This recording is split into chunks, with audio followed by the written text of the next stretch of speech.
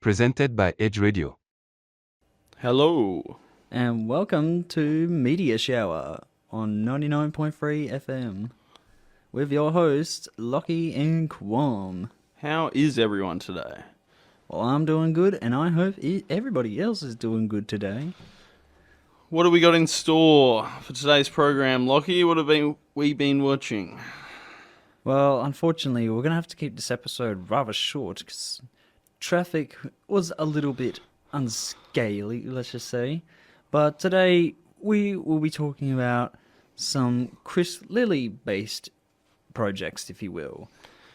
Today in particular we'll be looking at the likes of We Can Be Heroes, Summer Heights High, and maybe Angry Boys if we have enough time. Yeah, originally we were planning on doing a full Chris Lilley episode, and then we started watching, we realised there's so many shows he's put out that it's kind of hard to include them all in one episode. So we're going to do 3 today's first 3, and we'll do 3 next week. So welcome to part 1. Before we get into this, I only just realised that he partnered up in a show.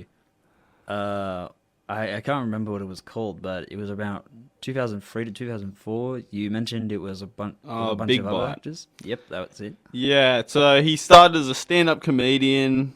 He featured on Hamish and Andy's radio show a little bit, and he featured on a few very small comedy series in Australia that he didn't really write or create.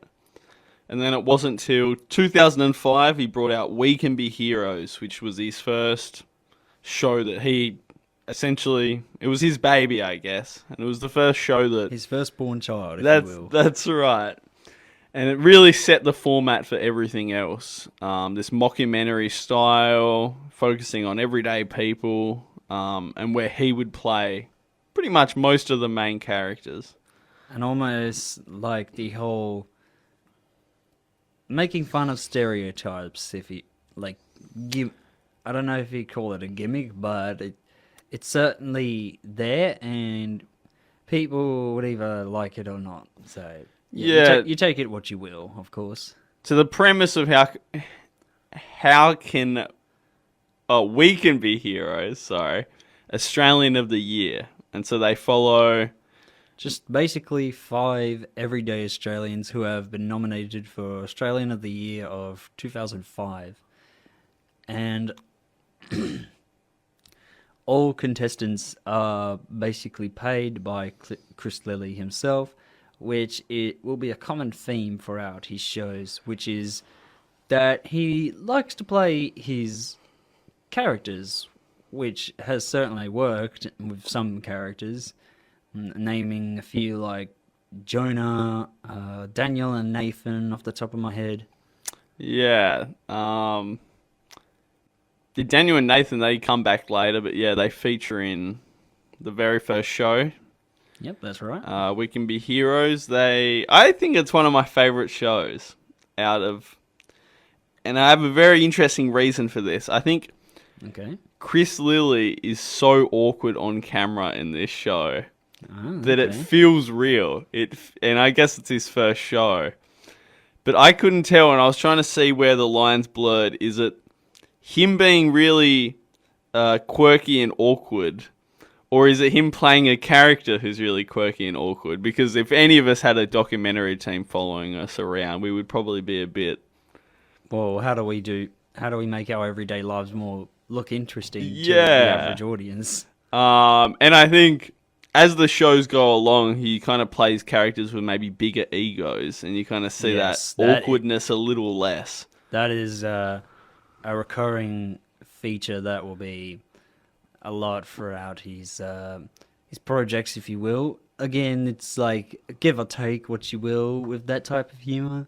Like, I personally don't mind it, but you're gonna have people who love it or hate it.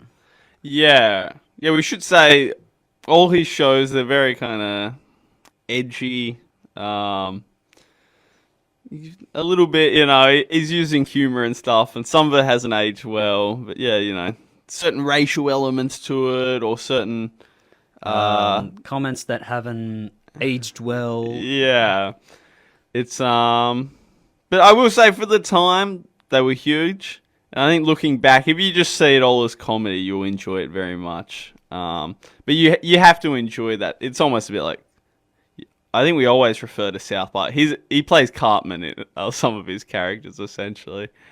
But yeah, I like it, and I thought the first show was my favourite when rewatching these. And the other one I really liked is how Australian of the Year, okay, it's kind of it's a reasonably big thing, but no one ever really talks about it or touches on it. Not really. Not these days, anyway. There's not really a series that highlights it, especially in a comedic way. Yeah, not since We Can Be Heroes. I don't think, or at least it's the only one I can think of. Yeah, because again, like you said, it's more likely going to be the most one that you're going to think about, and that's in the top of your head, because it's like, oh, okay, well, that obviously kind of set at the boundary, almost, if you will, of how that would, I guess, be viewed upon. But I don't know. Yeah. Of course, there's some insane characters on this one. My favorite, I think it's Barb. Is it Barb and Terry? I think it's Pam. Pam. Okay. And she wants to roll across She's got one leg shorter than the other, so her goal is to roll across the country, to raise money for charity. And of course, they work out that dingoes exist in Australia, and therefore they have to put a cage over her where she rolls across the country. The idea is that she wants to. The goal of her is to roll all the way from Perth to Uluru. While coming across that, there comes the idea of, well, dingoes, because, well, they're going to be, as she quotes, "I'll be meat for the eating." Yeah. So they come up with a pretty cool looking cage around their what they call a support vehicle, if you will, which is just a van decorated in her style, and literally a portrait of her in painting, which looked actually kind They call it the rock and roll tour. The rock and roll tour. Yeah. She's rolling to the rock. Yeah, and I appreciate the character Terry, her husband, because he's great. Yeah. He just genuinely sounds and looks like an average, everyday Australian. I think I said to you, I asked, is he on anything else? Just because he looks like someone I've met at the pub, Yeah, because multiple times. He's just the average Aussie. Yeah, would even look like the type of guy who's at the front, 4 p.m. at the pub, just getting on the skewies, or out on the tables having a chicken schnitty. That's right. The skewies or the schnitty. I like it. But yeah, I don't know. We might move on to Summer Heights High next. And how is this a little different, Lochie? Is there a different premise to it? Tell us a little about it. Well, it still obtains the mockumentary style element, but, well, I guess the big difference, if you will, it's set it in a public high school, which instead of, I think it was 5 to 6, you've got now less. So you've got 3. You've got one returning character from We Can Be Heroes, Jamaican. Yeah. Which... She's probably maybe his most famous character, I think. Yeah, it's definitely one of his most famous characters besides Jonah, but she has her fans, but I'm no fan, let's just say. She's got too much of that annoying voice, you know? I'm sorry, I can't. Yeah, she's very much played it. It's a very narcissistic kind of big ego on her, yeah. Like, I can understand and even see the whole funny side of it, but I don't know. To me, it felt just too personal and too, I don't know, level-headed on realism. Yeah. Even if it's supposed to, even if the whole, thing she does is supposed to be outrageous, it's like, I can't help but feel like that hits close to home in a way. Yeah, well, I think that's part of the charm of all these shows. Yeah, exactly. Is that they are relatable characters. I look and I go, yeah, I've met Jamie, I've met a Jonah, I've met a Nathan. Mr. G. Yeah, I've met a Mr. G. So they are exaggerated, obviously, but some people you meet in real life and they almost are exaggerated characters of themselves. It's kind of it's madness. I mean, he highlights that really well, I think. Yeah, I'm sorry to interrupt. That's all right. But we've got also Mr. Greg Gregson, who is I'm just going to say it, he's one of the biggest egotistical, narcissistic drama teachers I think I have ever witnessed on television. And, like, when I was younger, I used to just think, oh, look, here comes that goofy drama teacher who may do some stupid things here and there, blah. But now looking at from the perspective of an adult, I'm just like, my God, how on earth did he ever get a job as a teacher?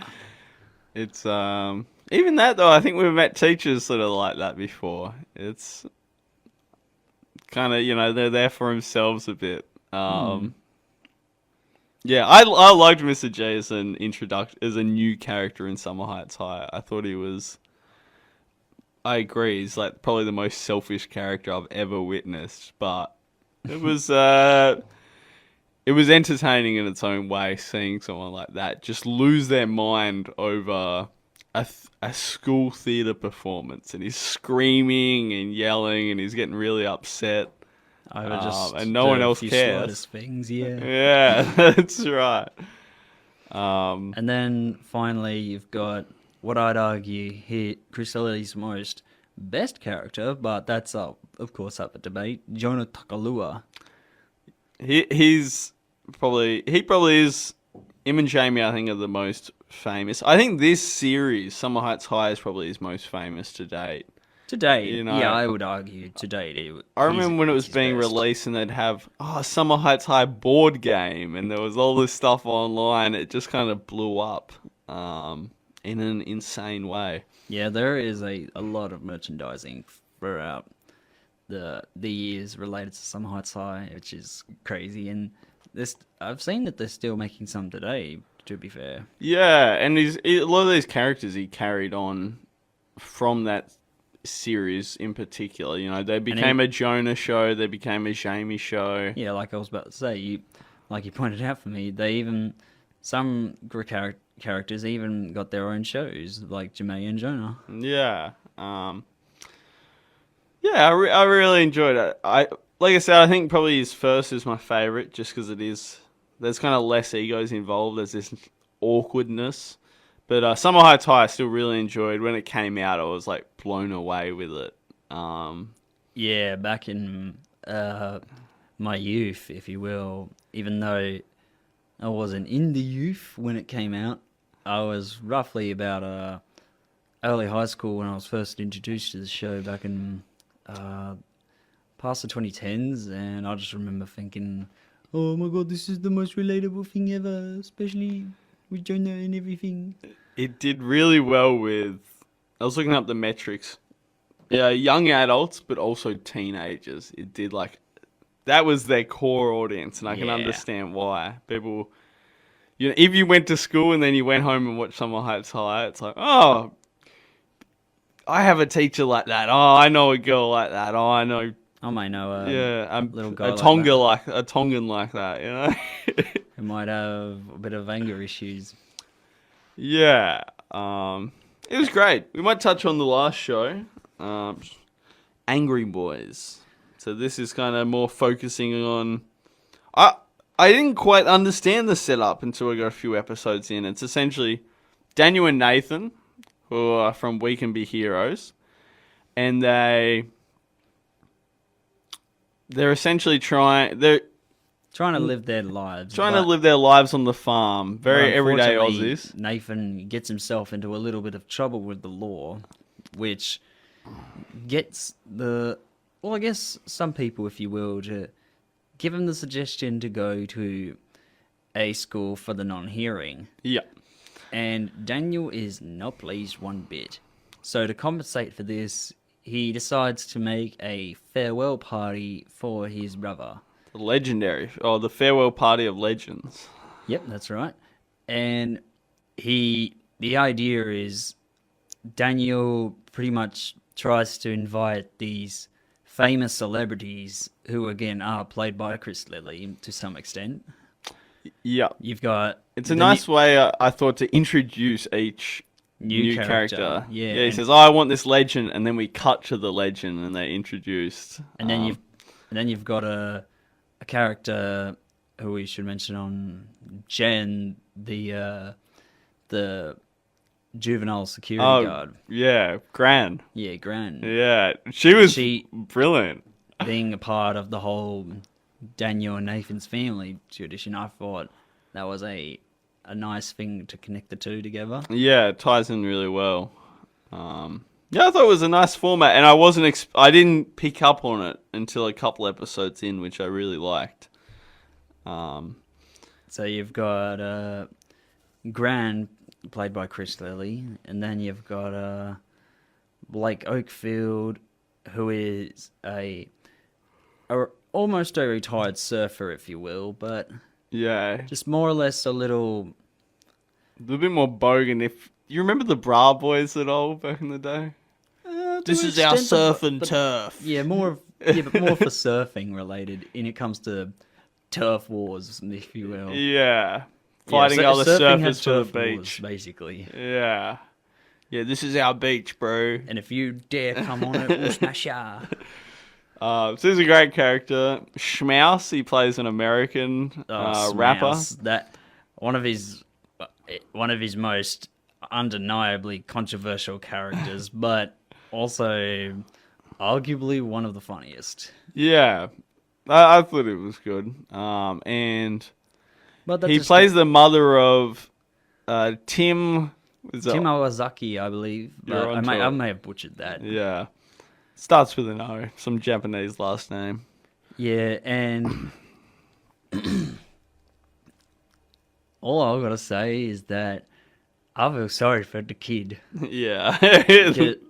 Poor Tim. Yeah, let's just say poor Tim. It works out for him in the end. Yeah, at least it all works out to an extent, anyway. But have you got a favourite out of these three shows, Lochie?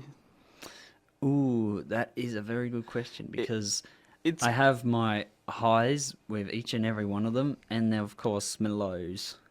Okay, it's kind of hard to compare to an extent, I think, because they are very similar. The format, the comedy is so similar. Is there any standout characters you like more than others? Well, Jonah, Daniel, Nathan. Yeah, okay. Yeah, Daniel and Nathan Schmaus I is think one are thing, great. but that can be debated. Yeah. Yeah, it's kind of hard. I think Gran's an underrated one, I'd say. Oh, Gran's brilliant, actually. She might be one of my favorites.